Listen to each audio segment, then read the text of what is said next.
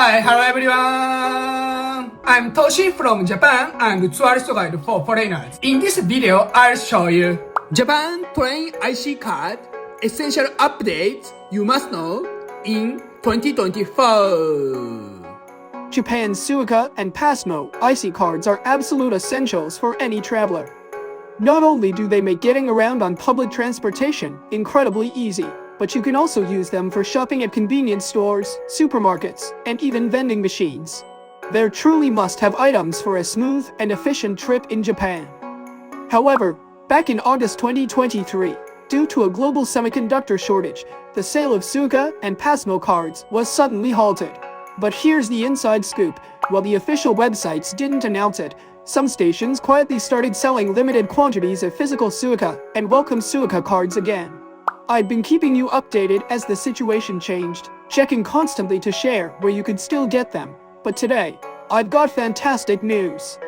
JR East has officially announced that they've secured enough semiconductors to restart sales of Suica and Pasmo cards.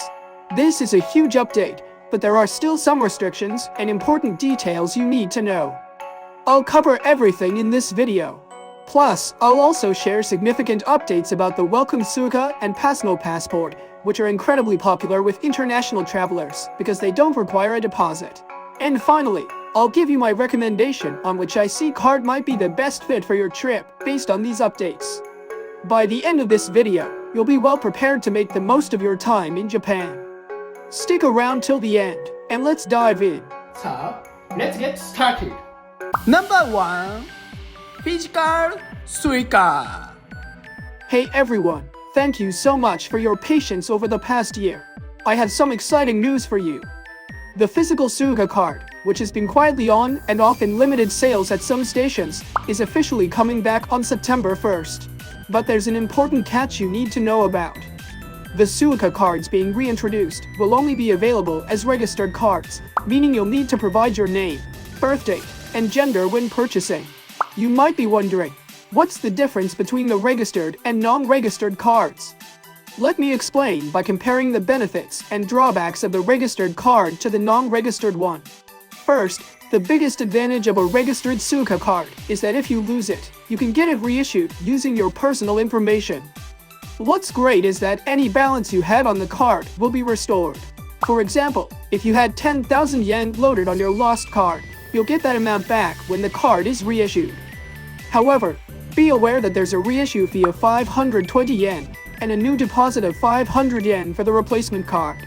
On the other hand, if you were using a non-registered Suica, that 10,000 yen balance would be gone forever. Now, the downside of the registered card is that only the person whose name is on the card can use it.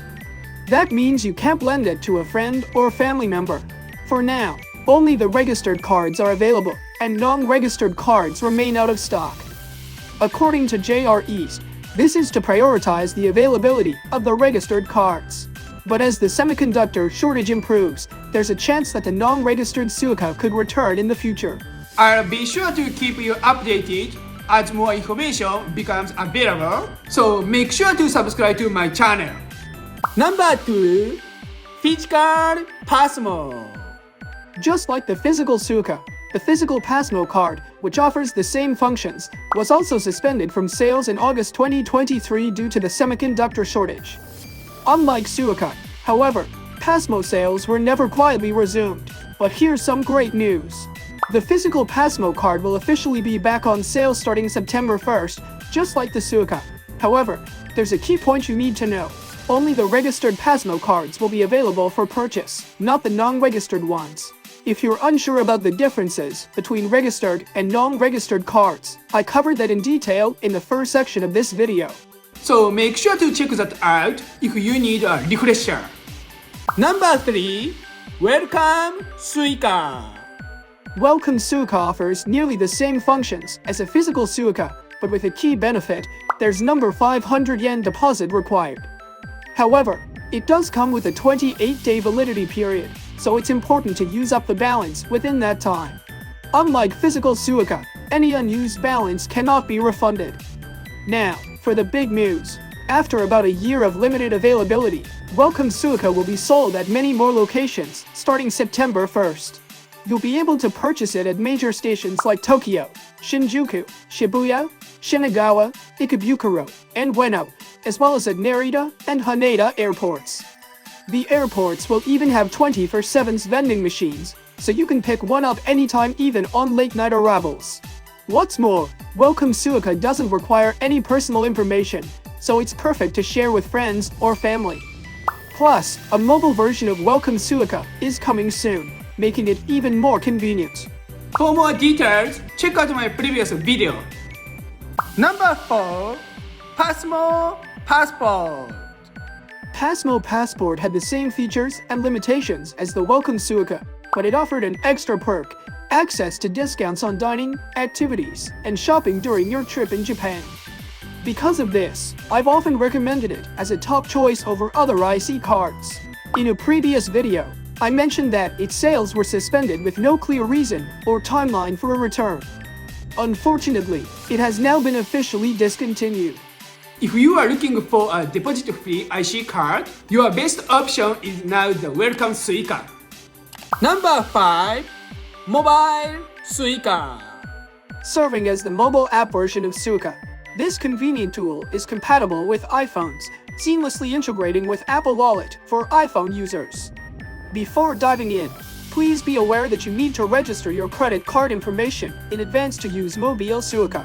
However, it's essential to note that some credit cards issued outside of Japan, as well as certain debit and prepaid cards, may not be compatible. I personally attempted to link my Chase Sapphire Reserve when I got during my stay in the United States, but unfortunately, it couldn't be registered. On the bright side, some of my foreign friends successfully linked their cards, such as Citi Prestige MasterCard and Amex Gold. I encourage you to give it a try with your own card. For a step-by-step guide on the registration process, please check my previous video. Number 6. Conclusion for your choice. In this video, I've covered the latest updates and important details for each transport IC card in Japan. With so many options and different points to consider, you might be wondering which card is the best choice for your trip. In this section, I'll help you decide based on the current situation and your travel plans. There are 2 key factors to consider. First, check if your device is compatible with Mobile Suica. If it is, I highly recommend using it since it's incredibly convenient and eliminates the need to purchase a physical card. Second, think about whether you're likely to revisit Japan soon. If the answer is yes, I suggest getting a physical Suica, which has a 10-year validity period from your last use. Remember, as I mentioned earlier, you'll need to provide personal information like your name, birth date, and gender when purchasing this card. However, if you don't expect to return to Japan anytime soon, the Welcome Suica is your best option. It doesn't require a 500 yen deposit and can be easily purchased at airports like Haneda or Narita. If you're entering Japan through other regions like Osaka or Fukuoka, the process is different, so feel free to ask questions in the comments. If there's enough demand, I might create a separate video to explain those details. How was Japan train IC card essential updates in 2024? Please share your thoughts in the comment section. Don't forget to subscribe to my channel and like button. See you in my next video. Bye!